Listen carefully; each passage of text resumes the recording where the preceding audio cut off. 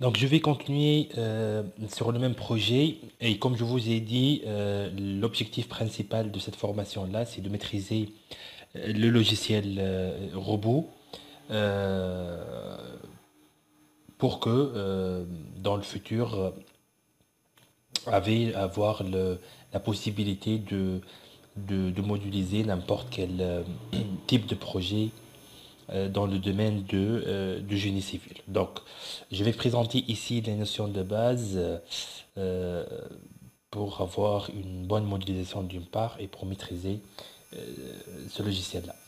Ok, donc notre projet ou bien notre exercice, il s'agit bien d'une charpente métallique. On est en train de modéliser le portique de stabilité. Mais avant de commencer la partie chargement, et c'est l'objet de la prochaine session, je vais parler un peu des constructions métalliques. Je reviens à notre présentation ici. Plus que 50% des bâtiments industriels sont en charpente métallique. Et c'est pour cette raison j'ai choisi comme exercice une usine en charpente métallique. Vous connaissez que l'acier en tant que matériau de construction il est très utilisé. Pourquoi? Parce qu'il est caractérisé par une bonne résistance à la traction et à la compression à la fois. Par contre, le béton, il est caractérisé uniquement par une bonne résistance à la compression. C'est pour cette raison on ajoute l'acier, pour avoir un matériau qui résiste bien à la compression et à la traction. Par contre, l'acier, en termes de matériau de construction homogène, isotrope et continu, c'est un matériau caractérisé par une bonne résistance à la compression et à la traction à la fois. Et donc, je peux franchir des grandes portées avec ce matériau-là, avec des sections faibles, c'est ça l'essentiel. Je vais présenter ici le type de construction considéré dans les exercices et dans le projet considéré. Il s'agit bien d'un bâtiment à base rectangulaire, dont la toiture elle est constituée par deux versants, généralement symétriques et inclinés. Vous avez trois faces, trois tours, la face pignon et la face lampant. Elle est constituée de quoi? Elle est constituée par des portiques de stabilité espacés entre eux d'une distance bien déterminée. Pour les portiques de stabilité, comme je peux avoir des portiques brisés, un plat constitué par un poteau et une traverse en profilé, comme je peux avoir un portique dont le poteau il est en profilé et la ferme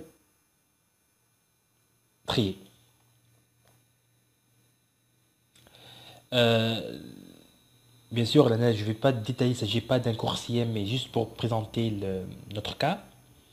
Euh, les, les bâtiments avec des portiques brisés sont caractérisés par une portée limitée, hein, l'ouverture de la construction. Tu ne passes pas 25 mètres généralement. Si j'ai une ouverture plus importante, dans ce cas-là, je vais aller dans le choix de la fermetrier ou bien poteau plus fermetrier. La fermetrier, elle est composée de diagonales montant membrure supérieur et membrure inférieure.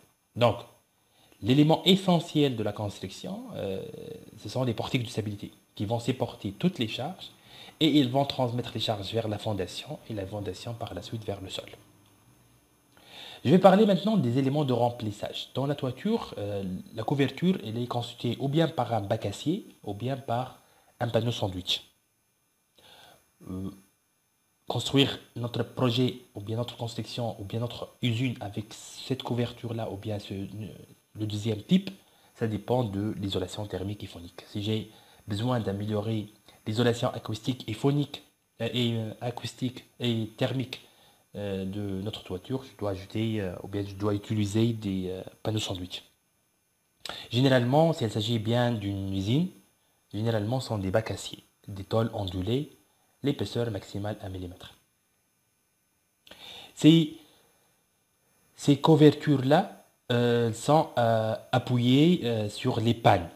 Et les pannes relient les portiques de stabilité.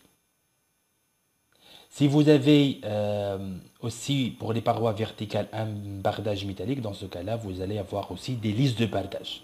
C'est le même fonctionnement, la même fonction que les pannes. Les pannes, elles vont supporter la couverture, les listes de bardage, ils vont supporter le bardage métallique.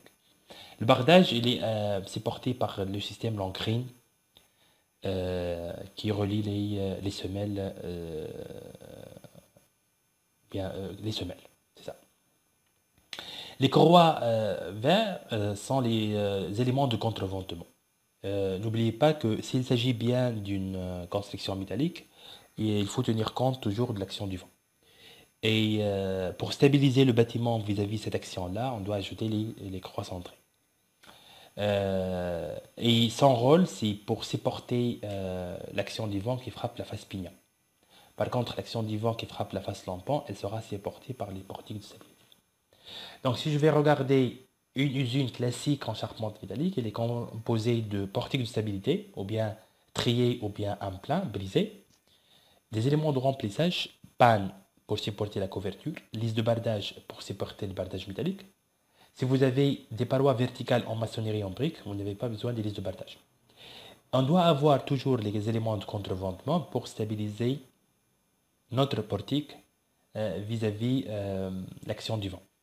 Et bien sûr, les poteaux en profilé, ils sont appuyés sur des semelles en béton armé, reliés par des langueries.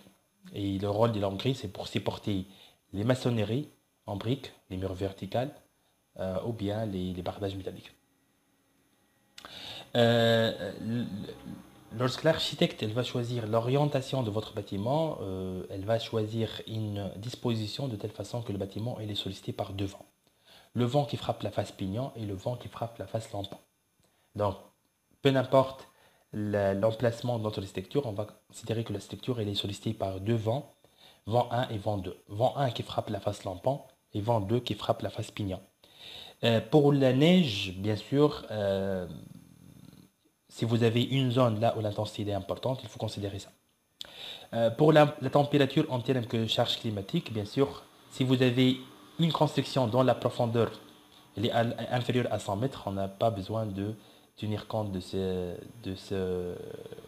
effet-là, sinon on doit considérer ça ou bien en sollicitant la construction par une charge de température ou bien on va créer des joints de dilatation. Donc, juste une idée ici sur le projet sur lequel on va travailler. Et bien sûr, je dois décomposer ou bien je dois parler des composants de ce bâtiment-là afin de commencer la prochaine fois le, la partie chargement. Et déjà, c'est une partie très importante dans la modélisation. Et je vous remercie.